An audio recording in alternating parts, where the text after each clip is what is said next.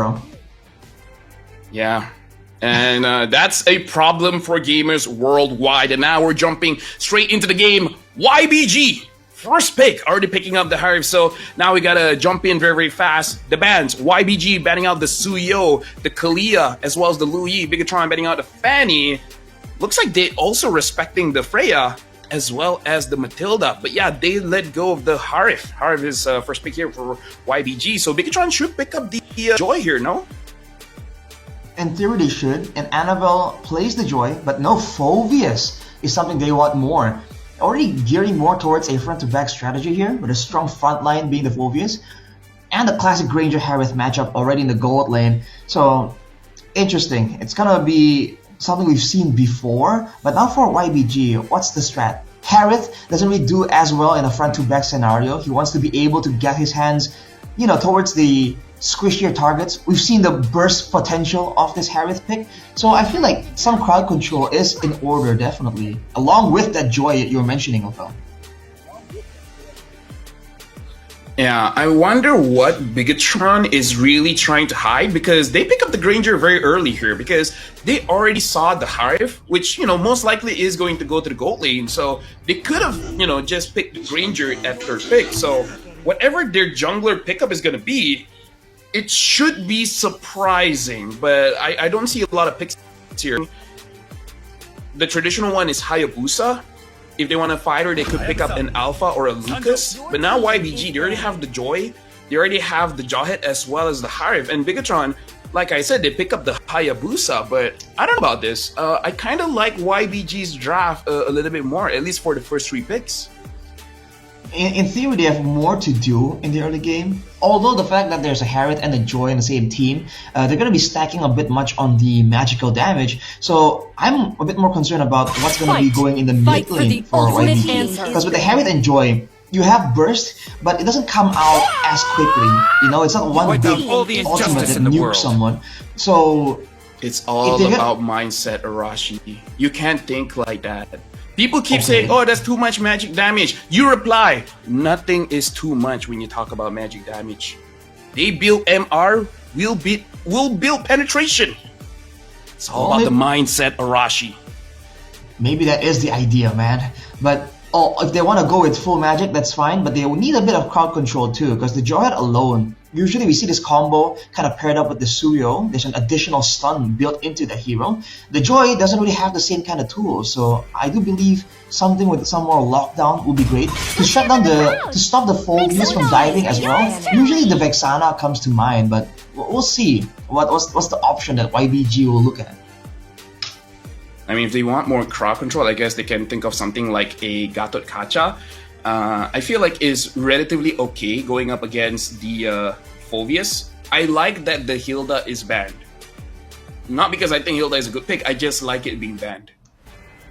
I think we usually see the Hildas used a lot against the Hayabusas. I think yesterday we saw Bigatron try the same thing. Didn't really work out for them in the end because the Hilda was kind of screened off, blocked off from going to the back line. But Bigatron just covering their bases right here. As YBG, they banned the Cho to try and negate the playmaking tools of Bigatron. I believe it's also Lucas. YBG wants Lucas. Yeah, they want Lucas, and they're respecting the Cho because of Light as well, right? We've seen Light perform great on that Cho too, especially with all this damage, all this burst. I think YBG just want to make sure they are the ones that can get ahead in the pick-off game department. But yeah, you were saying that they need the crowd control, and with the Valentina ban, YBG can pick up the Lucas here. And Bigatron, they're kind of stuck because they already have a jungler and an EXP. If they pick up a Lucas, where's the Lucas gonna go? Unless they use a Phoveus mid, but at that point, I kind of feel like you're being a little bit too much when it comes to the draft. So YBG, they're looking very prepared for this one. And Bigatron, they themselves pick up the Gacha, so a pretty tanky lineup coming in for Bigatron, and YBG instant lock in the Lucas. And in mid, honestly, there's a lot of option. You can go for a Sicilian, you know, just scale infinitely. Like you said, Vexana for more crowd control. Honestly, a lot of options. Farsa, a lot of good things here. Yeah, more burst can work, more crowd control. Either way, it's going to influence how they play. But the Lucas, I guess, kind of rounds out the composition, bringing in a bit more of that physical damage. For Bigatron, though, against the Joy and the Harriet going with the Gatot, he won't be benefiting too much from the physical damage reduction that the Gatot Kacha benefits from with the passive. So that's gonna even the Cecilia now. So the Gatot Kacha is gonna find it very difficult to frontline here for Bigatron in my opinion. Yeah, honestly, yeah, Gato Kacha is strong against physical, so I'm not so sure. Maybe something like a high loss might be a bit better, but perhaps all they're looking for really is the crowd control. So now Bigatron, final pick here. They desperately need damage here, because even though Granger and Hayabusa is good, you need a little bit more burst just to fully punish the Harif. I am thinking of a Farsa, but if they want a little bit more control, I wonder if Aurora is okay here, because it's kind of safe against the Jawhead. When you see the Jawhead, you can just freeze him, but the same argument can be had for Vexana. So Vexana and Aurora, I feel like, is safe against the Jawhead, but they're going for a Selena. I mean, I said they need damage, and she does have damage, but we've seen, Arashi, what happens when the Selena doesn't get ahead. Yeah, the Selena will absolutely find it difficult to have any kind of impact whatsoever. I was thinking that with all of these tools they have already, what they needed is a bit more DPS, right? They can kind of frontline with the Gatot and the Phoveus, that's good. But then they might fall short in the damage output department. So I thought something with a bit more spammability might be what they want to go for, but that's not the case at all, man. The Selena trying to double down and get more burst, more pick of threat, I guess, against YBG. I feel like it's very, very risky here, man. Yeah, I hope I'm wrong, but I'm not seeing a lot of synergy in face value when I'm looking at this draft. I'm seeing a lot of synergy when I see YBG's draft. So at least in the drafting phase, I actually prefer YBG's draft, because it seems a little bit more straightforward. In terms of the mechanics, you know, you need a lot of mechanics with this kind of lineup, but in terms of what you're supposed to do, for me, it's pretty straightforward here. Yeah, it's all about pickoffs, it's all about getting these aggressive heroes to do well in the early game. And Mondo! Wow. I mean, it looks like easy first blood for Emma. You don't see a Granger cutting that wave that early. He was waiting in that bush to get that kill, and that's a good first blood for Bigatron here. And Valexi was obliging him in that, duel. He's running the Purify as well. So at that point, already in the all-in, unwilling to kind of relinquish control to Eman, he kind of fell victim there. And that was a great, smart move cutting in from Eman. And now, you can see Lucas using that early game Joy pressure, man. Annabelle's trying to match him across the map. Oh, the Jarhead. This is the scary fact about this roamer, man. He does damage. Yeah, and now a gang happening in the gold lane. Looks like they're gonna get Bolexi again, and the other kill is going over to Iman. And we see that gold minion getting killed off with no one to receive the gold. Right now, Bigatron Esports, they see that Bolexi got 2 MVPs yesterday, so they make sure they shut him down fast. And Bolexi himself, hang on a second. Whoa. Alright, Ares a bit aggressive there with he has the pull yourself together as well, so looking to make plays for sure. But Malexi, looking at the emblems, he went for the Bargain Hunter as well, so he was really trying to get to the power spikes early, and because of that, Bigatron Esports are able to just punish him more, because he's lacking some of those combat stats too. So they're doing a great job kind of shutting down the win conditions of YBG. So the next step should be to try and shut down the mid lane as well, to ensure that in the mid to late game, no one can really output the damage. And Luke though. Yeah, right now we see Luke being aggressive against Lucas, or should I say Fish God, and Fish God gets taken down. Bigatron Esports using the draft well, trying to get early advantage.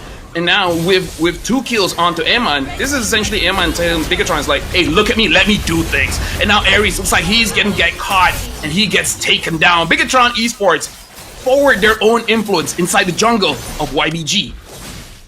It seems like YBG are trying to punish them, but Bigatron are able to get out. They have more mobility here, it seems. They're getting in and out without any issue at all. YBG hasn't been able to really stop the dives or the escapes from Bigatron Esports. And because they have so much more damage in the early game, 3,000 already, 4 kills. Bigatron definitely starting out strong, but they gotta be careful, man. They gotta maintain this kind of control all the way until the Lord phases, and then from there, maybe they can do something more. Because remember, there's not a lot of siege potential for Bigatron with the mid lane Selena. They have Eman on the Granger, but they're up against Unicorn on the Cecilia. I just want to say, hold on, a catch onto Ares, nothing that he can do. He flickered out of it, but Amon still secured the kill. And before I let you talk, Arashi, I just gotta say this. The Lexi is level 4, and Amon is level 6. A 2-level lead in the gold lane. We usually see in the jungle, but now in the gold lane, this is rough to watch for any gold laner. And look at the issues they have right here. They do have to pick up, they do have damage, but look at the mid lane. This is a Selena that should be struggling to clear against a Sicilian, but BTR Esports consistently has the mid lane prio, and that is why this Moreno on this Selena is able to just roam around and do so much. Look at his play though. Yeah, looks like they finally catch Luke, and Luke is still surviving, but not for long. Unicorn gets the kill, and now BTR Esports unable to really get any return kills. They back off, realizing that they don't have to trade so much, especially because the turtle is coming up. That's a potential for YBG to really go for some of these pickoffs, but look at this, dude. Lexi is just never left alone at all. BTR, after losing Luke, they still have ample time to set up right here, and the longer people sit around, the more chance there is for Moreno to land on these abyssal arrows again. YBG definitely trying to find something more, but they're sending Unicorn to try and scout with the bat impacts. That's dangerous. Yeah, right now if you look at YBG, they're kind of scattered, which is safe for them, but that does mean that they can't really go for any kind of engage. Light and Luke are surveying inside of the jungle. Ares is there, but I don't think there's enough damage for him to pick anyone off. BTR Esports almost 4,000 ahead, and right now they're controlling the purple area of YBG's jungle. And look at Lucas on this on the Joy, actually not being able to clear that fast. Oh, 1v1 against Moreno. You know, a little skirmish there. But he's not been able to use that clear speed to try and clear the jungle. And look at the control. BTR. Oh, hang on a second. Yeah, right now Moreno is very low, going against 2, and Fish God, even though he secured the kill, I kind of feel like they had to use a lot just to get a mid laner. They didn't get the turret, they just got a kill, and I kind of feel like that's not enough. They gotta get something more. He's going to be sticking around, but immediately BTR already rotating there. So in the turret game, they just have so much more advantage right now, and that's dangerous. Because for YBG to actually get their game plan, to try and use that pickup potential, they need control, right? They need safe zones to use to set up for their ambushes. If they lose all these turrets, there are more angles for Moreno to use to try and land these abyssal arrow pickup attempts. Oh, Ares managing to get NFL, but because he does have the quad shadow, he is able to escape no problem. YBG, unfortunately, at this point, they need to buy a little bit more time so that Unicorn is able to stack up, because their draft wants the early game, but they do not have the early game. And right now, 4 members are at the top lane, but BTR clear up that minion very, very fast. They're unable to push. That's a lot of damage on the second tier turret in the bottom side as well. YBG could have went for a dive right there, you know, or pressure, but look at Luke going in 1v4. What? Now, honestly, this is just trying to get something out of something, and now Unicorn is gonna get taken down by the Abyssal Trap of Moreno. And now the Abyssal Arrow hits onto Fish God. Fish God a little bit too tanky. BTR Esports, they're gonna put their attention on the turtle. Unfortunately, Unicorn was the one caught by the traps and the arrows. Still a clean, controlled performance here by BTR, but that one moment seemed kind of sketchy there. Luke going in and then flickering out, and then you can see that the team was trying to follow up and wasn't able to do so. BTR with a 6k gold lead wasn't able to go and contest the buffs just yet, but in the in the structural objectives, they're just coming out ahead so far, man. Not a single turret has been taken for YBG. At this point, I kind of feel like it's kind of GG, because BTR Esports, they're able to take whatever they want, because 7 minutes in and they're almost inside the base of YBG. And now Light engages onto Ares. Luke goes in, and that's a bad throw coming in from Ares. NFL gets a kill onto Ares, and BTR Esports unable to push the mid right now, but they're still applying pressure. Amon as well as Moreno just going in, and Amon, maybe that's a little bit too much, but the AOG comes in. Amon gets a kill onto Lucas. The Abyssal Arrow hits onto Fish God, flickers out. Moreno still gets the kill. YBG going for the punish right there. It looked like Amon bit up more than he could chew, but the follow-up from his team, well, it's just impeccable, man. It comes in right at the right time. Now YBG, with 2 members down, are going to be forced to defend. Again, it's all on the shoulders of Unicorn here. He needs to be the one that stays far in the back, avoids some of the pickoffs. Maybe YBG might even be forced to use a lot of their tools defensively at this point, because at 9k, back then this used to be the amount of gold that you need to be able to end out the game just by brute forcing it. But right now, with 20 seconds to go, Bigatron is just waiting for that next Lord, and they're trying to find a way to end this game cleanly. And they have a lot of ways to dive in that backline. So it's all, I think, hinging on whether or not Bigatron will be able to find a chance to jump onto Unicorn and assassinate it, either using the Selena or the Hayabusa.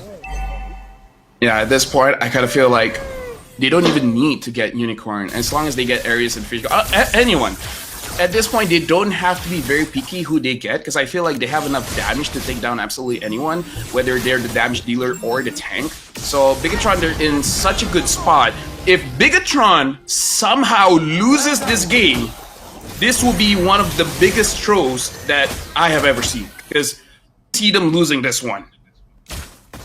Look at the items here, actually. It's a Sky Piercer for Eman, 550 stacks.